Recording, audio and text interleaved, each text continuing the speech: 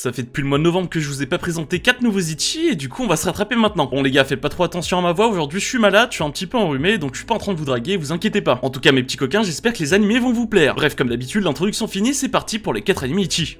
Après avoir terminé ses études secondaires, Yuki Wakura réalise que 5 années se sont écoulées depuis la disparition de sa sœur lors de la catastrophe de Mato. En effet, le Japon est menacé depuis plusieurs années par une dimension mystérieuse appelée Mato, qui est infestée de monstres dévastateurs connus sous le nom de Shuki. Heureusement, la découverte d'un étrange fruit aux propriétés surnaturelles uniques, qui confère des pouvoirs exclusivement aux femmes, a permis de constituer une organisation féminine nommée l'Escadron Anti-Démon pour protéger la population des créatures. Lorsque Yuki se retrouve soudainement à Mato, il est incapable de s'échapper seul, mais juste au moment où il anticipe une fin horrible aux mains des Shuki, une fille en tenue de milice apparaît et prend sa défense. En tant que chef de la 7ème unité du corps anti-démon, Kyoka Uzen est ambitieuse, mais dévalorisée par ses pairs en raison de la singularité de son pouvoir. Maintenant dans une situation de vie ou de mort, Kyoka saisit l'opportunité de découvrir le vrai potentiel de ses super pouvoirs en utilisant Yuki, mais pour vaincre les démons, il doit devenir son esclave. Demon Slayer est un animé en courte parution avec 9 épisodes sur 12 disponibles sur ADN. Le studio d'animation derrière cette production, c'est Seven Arcs, et pour ceux qui ne les connaissent pas, ils ont travaillé sur Blue Period ou encore Tonikaku Kawaii. Pour ce qui est de mon avis personnel, pour ceux qui hésitent encore à commencer ou à continuer l'animé, et bah je vous conseille fortement de le faire, car mis à part quelques scènes, ça reste quand même un bon animé. Franchement, si vous voulez passer pour un gros obsédé, n'hésitez pas à commencer l'animé avec un membre de votre famille.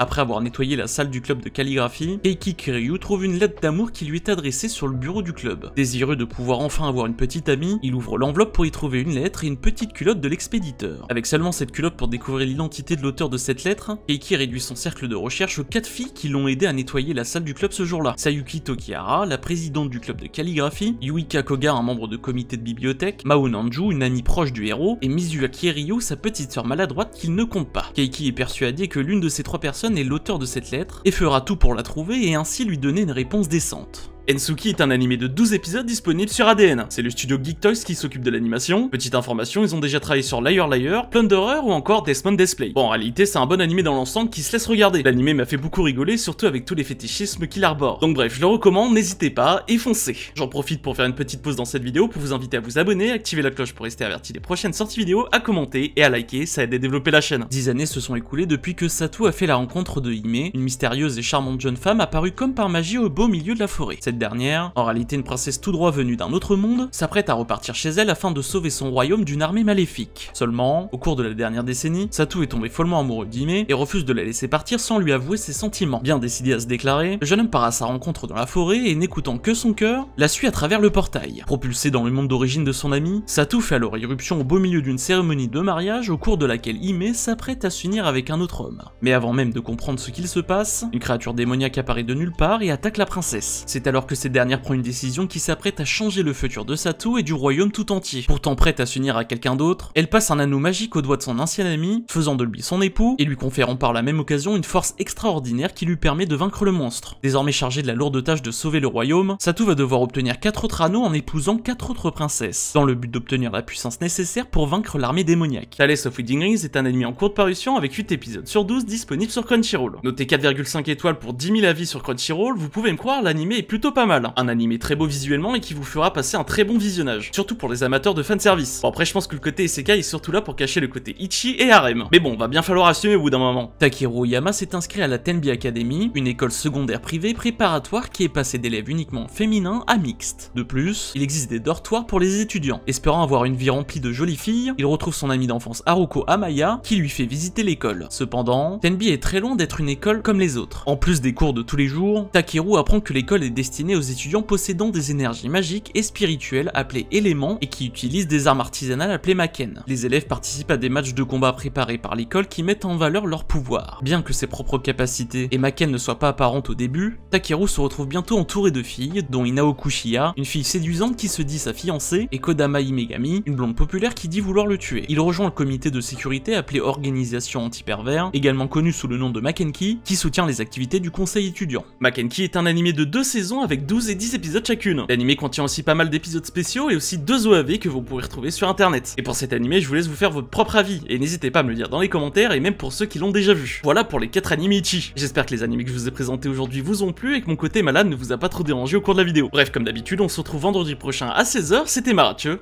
ciao ciao.